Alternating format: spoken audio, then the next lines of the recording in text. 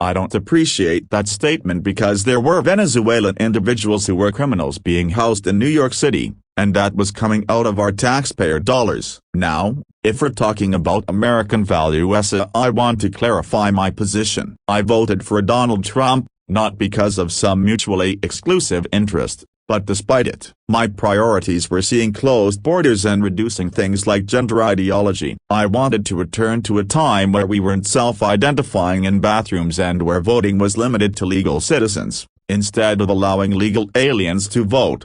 The problem with immigration is that it has been treated like a political chip. We've seen both sides use it as leverage. But the Republicans, I think, have taken a stricter stance. Take, for example, the DREAM Act bill. It was intended to create a pathway to citizenship for DACA recipients. I view parents who smuggle their children into the country as domestic terrorists because, in my perspective, they are circumventing legal processes, making unilateral decisions about their children's status, and imposing costs on taxpayers. Federally, over $9 billion is spent annually on educating these children. Now, I understand there are opposing viewpoints. People fleeing oppression in Venezuela or other countries want freedom, and some are coming through asylum, refugee, or temporary protected status programs. These are individuals seeking opportunities for their children that they could not get in their home countries. That, to me,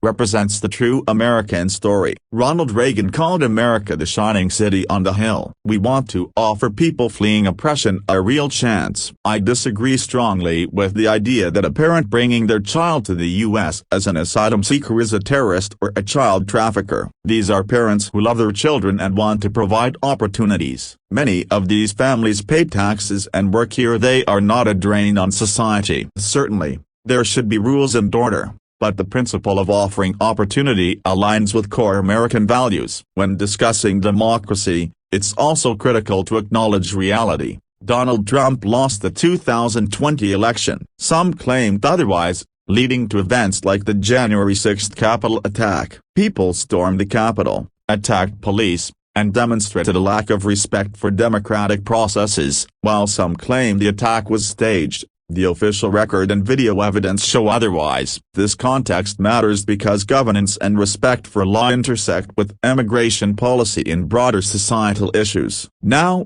let's talk about governance more broadly. Some argue that red states are governed worse than blue cities. One measure is technocratic outcomes, poverty rates, violent crime, divorce rates, economic opportunity, and school quality. Many of the states with the highest violent crime rate, as Alaska, Louisiana, Mississippi, are red. Meanwhile, blue cities often have stricter regulations, including on guns, yet experience concentrated gun violence. Chicago is frequently cited as an example, with strict gun laws but high rates of violence, partially due to firearms being trafficked in from surrounding areas.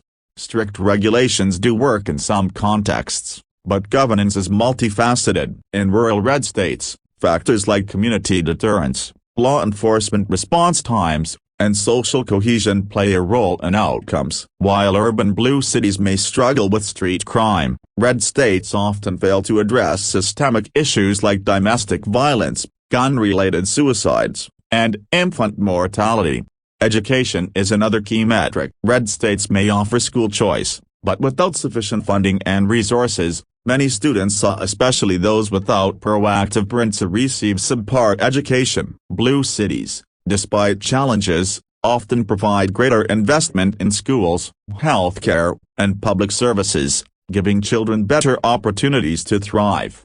Continuing from governance and social outcomes, let's dive deeper into red states versus blue cities. One claim is that red states are better governed because of policies favoring business, tax cuts, and economic incentives. While some argue that lowering taxes attracts businesses and creates jobs, the reality is more nuanced. For instance, many blue cities have significant economic opportunities because of historical investment, education systems, and private sector growth. Cities like Minneapolis and St. Paul and Minnesota thrive not because of geography alone but because of governance that has made them attractive for businesses and talent. Similarly, cities like Detroit and Pittsburgh have seen revivals under Democratic leadership, challenging the notion that red governance inherently produces better outcomes.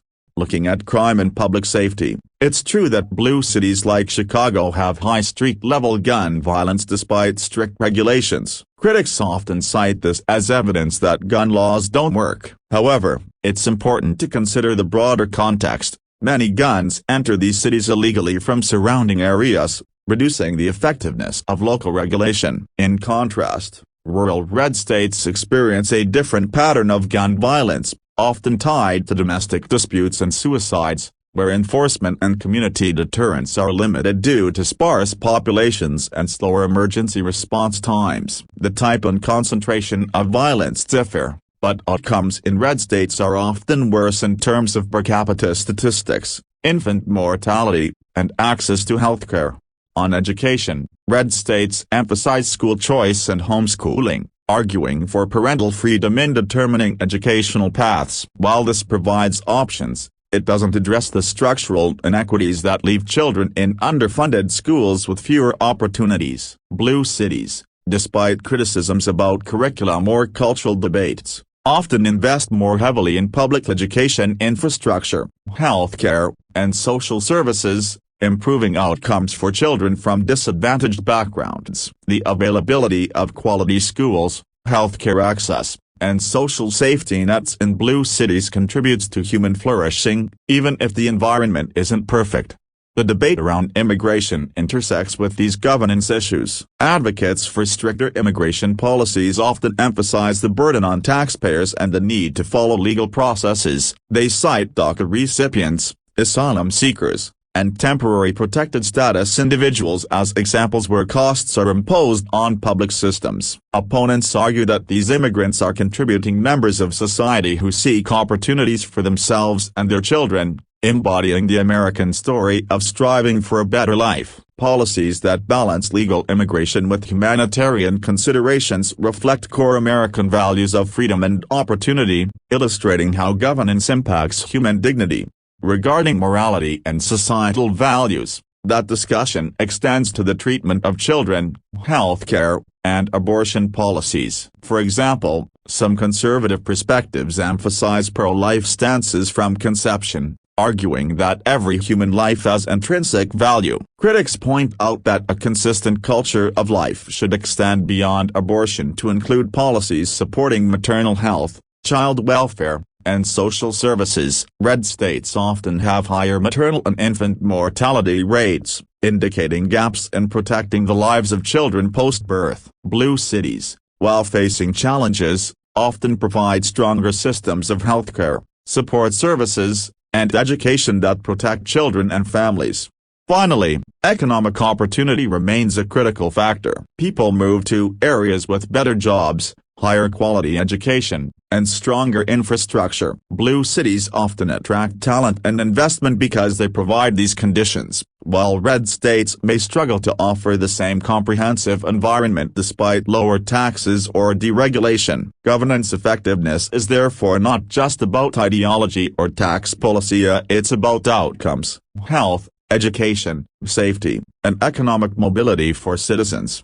In summary, while red states promote business-friendly policies, lower taxes, and school choice, blue cities often outperform in tangible measures of societal well-being. Crime, education, healthcare, economic opportunity, and protection of human life are all metrics where outcomes in blue cities or Democratic-led states challenge the simplistic red state versus blue city narrative. Effective governance requires a balance between economic incentives, social services, and moral responsibility to ensure all residents have the opportunity to thrive. Continuing the discussion, we can look more closely at crime, public safety, and governance. One of the recurring points in debates between red states and blue cities is violent crime. Critics of blue city governance often point to places like Chicago and New York, noting that despite strict gun regulations, These cities experience high levels of gun violence. At first glance, this might seem to suggest that regulations are ineffective. However, a deeper look shows a more complex reality. Many of the guns used in urban crime are trafficked illegally from outside state borders, undermining the impact of local laws. Simply having strict regulations within city limits does not prevent illegal importation of firearms. Meanwhile, in rural red states, gun-related deaths occur in a very different context and more often connected to domestic violence or suicides. Sparse populations, longer response times from law enforcement, and fewer community deterrents make rural residents particularly vulnerable. While concentrated urban crime may attract media attention, the broader public safety outcomes in red states often exceed those in blue cities on a per capita basis. This includes higher rates of violent crime, higher infant mortality, and less access to healthcare. Thus, evaluating governance solely based on urban crime statistics can be misleading. Education is another critical area of comparison. Red states often emphasize parental choice, homeschooling, and school vouchers, arguing that families should have the freedom to select the educational environment that suits their children. This approach, while offering options, does not necessarily address systemic inequities. In contrast, blue cities, despite criticisms about progressive curricula, tend to invest more heavily in public education infrastructure and resources for students. This investment can result in better long-term outcomes, especially for children from lower-income or disadvantaged backgrounds. Providing equitable education access is a key metric of effective governance because it directly influences human capital, economic opportunity, and social mobility. Immigration policies also highlight differences in governance priorities. Conservatives often argue that illegal immigration imposes a financial burden on taxpayers and that laws must be enforced to maintain societal order. They cite programs like DACA or Temporary Protected Status, TPS, as costly examples. On the other hand, proponents of more inclusive immigration policies highlight that many immigrants contribute economically and socially while seeking better opportunities for themselves and their families. In this sense, governance is not only about enforcing laws but also about enabling pathways that reflect core American values of freedom, opportunity, and human dignity. How a state or city balances enforcement with compassion reveals its approach to governance beyond ideological lines. Healthcare and child welfare are closely intertwined with these discussions. Red states frequently report higher infant and maternal mortality rates, suggesting insufficient investment in healthcare systems for mothers and children. Conversely, blue cities often provide more robust services and safety nets that improve survival rates and overall child well-being. The pro-life debate also intersects with governance. While some conservatives argue that life begins at conception and emphasize moral responsibility for the unborn, critics point out that a consistent commitment to life should include healthcare, maternal support, and child welfare. Effective governance, therefore, cannot be reduced solely to legislation on abortion. It must include policies that sustain life after birth, including education, healthcare, and public safety.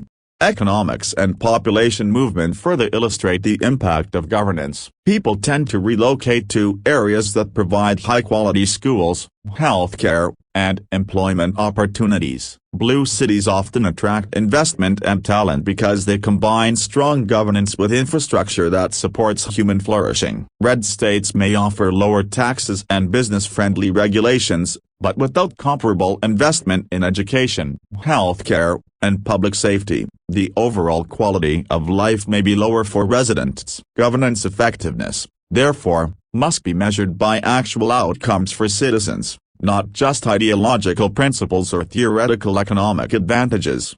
In summary, Part 3 highlights the complexity of comparing governance across red and blue regions. Crime patterns differ between dense urban areas and rural states, but overall public safety metrics often favor blue cities. Education in blue cities tends to be better funded, offering equitable opportunities for children, whereas school choice in red states provides freedom but does not guarantee quality outcomes. Immigration policies reflect broader societal values, balancing enforcement with humanitarian considerations. Healthcare, maternal support, and child welfare illustrate the importance of sustained investment beyond ideological stances. Lastly, economic opportunity and population movement are influenced by the effectiveness of governance in creating conditions for human flourishing. Taken together, these metrics demonstrate that simplistic comparisons between red states and blue cities fail to capture the full picture of governance effectiveness.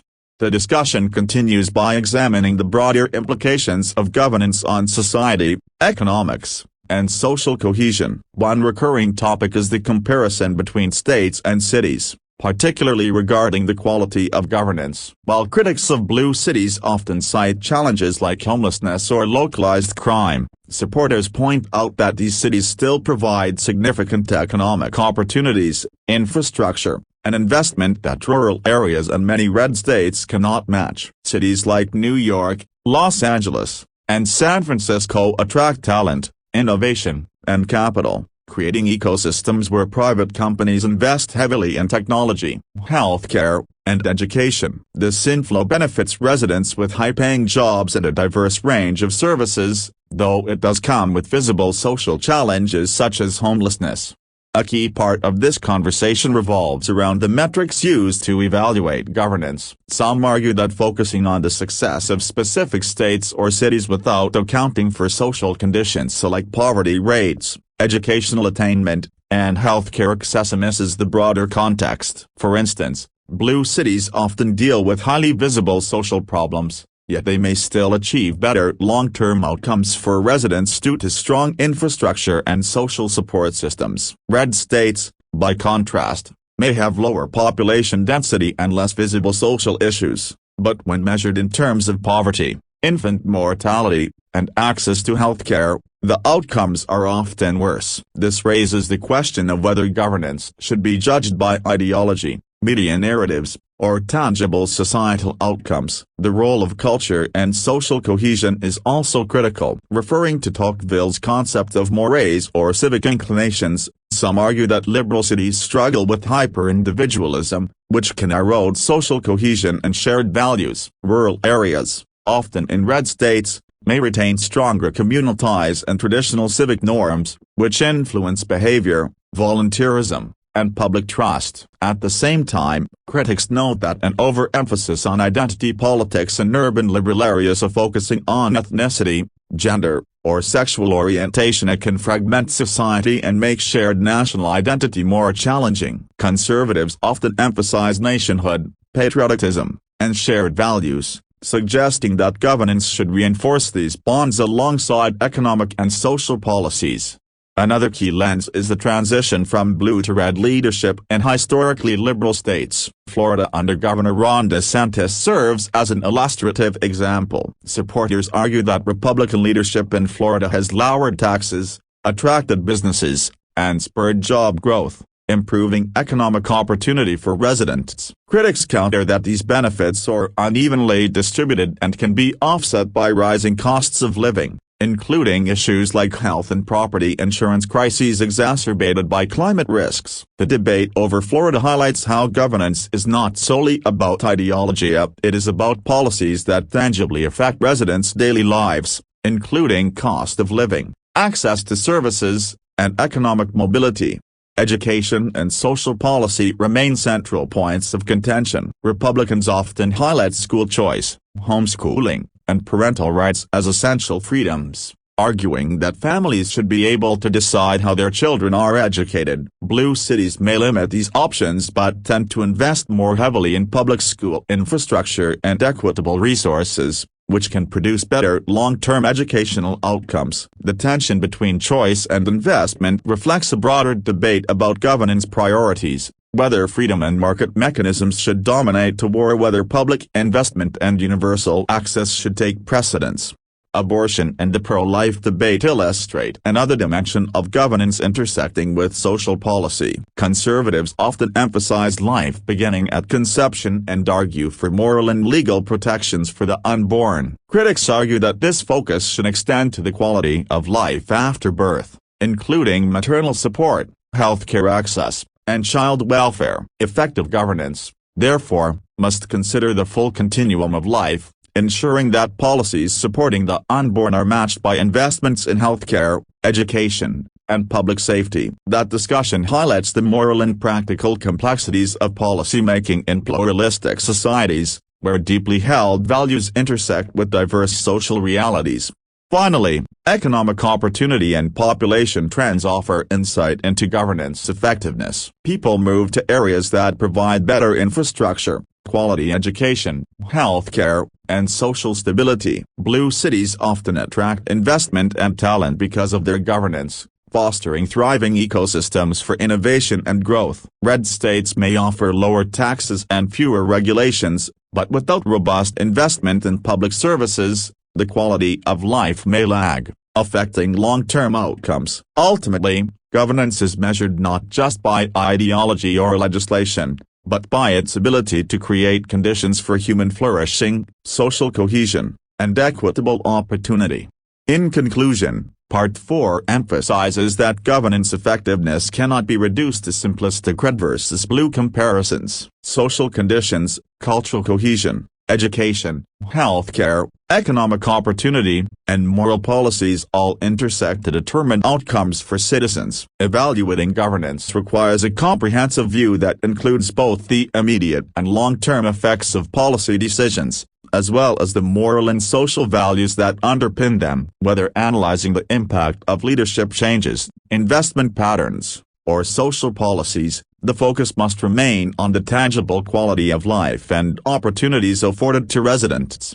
The conversation toward bridging partisan divides and focusing on shared human values, particularly around the protection of children and vulnerable populations. That discussion emphasizes that while people may differ ideologically, there are fundamental areas of agreement, such as the desire to protect children from harm, provide opportunities for families, and ensure a society where human dignity is respected. This focus encourages participants to look beyond party labels and examine the moral and practical impacts of policies on everyday life. A central theme is the protection of children, whether through addressing school safety, preventing child trafficking, or ensuring access to healthcare and education. Both sides recognize that violence against children, whether from mass shootings, neglect, or inadequate social support, is unacceptable. This creates a platform for common ground, even among participants with differing political beliefs. By framing debates around shared values, such as the welfare of children and respect for human life,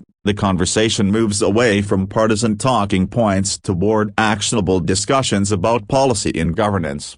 Immigration and refugee policy also feature prominently in this part of the discussion. Conservatives often frame unauthorized immigration as a legal and security issue, while liberals emphasize the humanitarian aspect, highlighting the struggles of families fleeing oppression or economic hardship. Both perspectives acknowledge the need for laws and systems that protect national interests while maintaining compassion and dignity for those seeking safety. The debate illustrates the tension between the rule of law and moral responsibility, suggesting that effective governance must balance security, fairness, and human rights.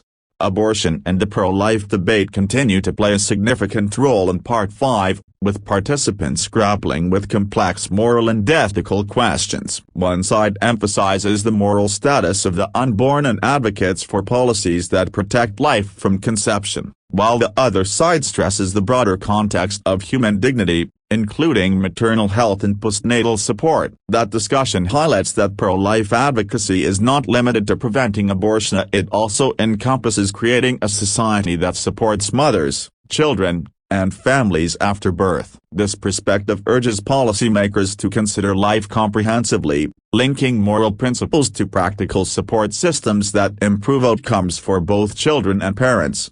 The conversation also critiques perceived inconsistencies in political behavior. For example, participants discuss the apparent contradiction of supporting policies that protect unborn life while neglecting programs that support living children, such as healthcare, education, and safety measures. This critique encourages a holistic view of morality and governance, Valuing life requires more than legal restrictions on abortion. It also demands active investment in policies that allow all children to thrive. This approach reframes debates from abstract moral arguments to tangible societal responsibilities, emphasizing that human dignity extends across all stages of life. Economic policy and governance effectiveness are intertwined with social and moral considerations in this section. That discussion revisits the example of states transitioning from blue to red leadership, such as the Florida under Governor Ron DeSantis. Proponents argue that lower taxes and business-friendly policies can drive job creation, attract talent, and improve economic opportunity. Critics counter that these benefits are unevenly distributed, with rising living costs and insufficient public services potentially undermining long-term societal well-being. This dialogue demonstrates that economic policy cannot be evaluated in isolation. Governance effectiveness depends on balancing fiscal incentives with social investment and equitable access to resources. Education and parental choice remain critical focal points. Conservatives advocate for school choice, homeschooling, and parental involvement as essential components of freedom and effective governance. Liberals emphasize equitable investment in public schools and comprehensive education systems as means of ensuring all children have access to quality learning. Both approaches highlight different priorities of freedom versus investment but share the goal of improving educational outcomes. The conversation underscores that governance must navigate these competing objectives while keeping the welfare and development of children at the forefront. Ultimately, Part 5 emphasizes the importance of empathy and dialogue across political divides. Participants reflect on the necessity of seeing people from opposing viewpoints as human beings with genuine concerns and motivations. This approach is framed as essential for fostering social cohesion and addressing pressing societal challenges collaboratively. By identifying shared values such as protecting children, supporting families, and promoting human dignity, the discussion demonstrates that meaningful progress is possible even in highly polarized environments. In conclusion, Part 5 reinforces the idea that governance should be evaluated not only by ideology or policy labels but by its tangible effects on human well-being. Issues such as child protection, immigration, abortion, education, and economic opportunity are interconnected, and successful policy requires balancing moral principles with practical outcomes. Dialogue and empathy are crucial in bridging divides, ensuring that governance serves all members of society effectively and justly. By focusing on shared values and outcomes, citizens and policymakers alike can move beyond polarization and work toward a society that truly prioritizes human dignity, opportunity, and protection for the most vulnerable. Focuses heavily on the interplay between governance, social values, and the lived experiences of citizens. The discussion continues to explore differences between red states and blue cities, but it emphasizes the importance of considering context, social cohesion, and human dignity rather than simply comparing partisan outcomes. The participants analyze the effectiveness of policy, the role of moral responsibility, and the broader societal implications of governance decisions.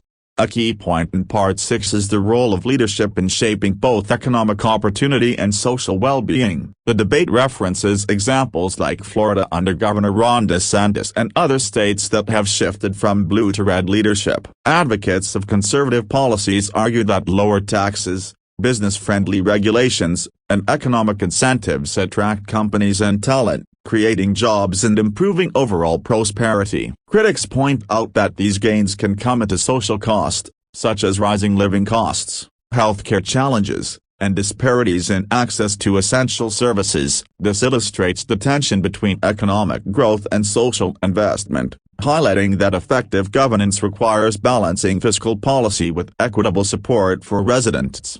Education remains a central theme in this part. Conservatives highlight the benefits of school choice, homeschooling, and parental involvement as tools to improve outcomes and give families greater freedom in shaping their children's education. Liberals stress the need for strong public schools, equitable funding, and robust social services to ensure all children have access to quality education regardless of their parents' resources. That discussion emphasizes that educational policy is not simply about ideology but about providing children with the skills, opportunities, and environment they need to thrive. Part 6 explores the tension between choice and investment, showing that both approaches aim at the same goal: maximizing opportunity for children while addressing inequality.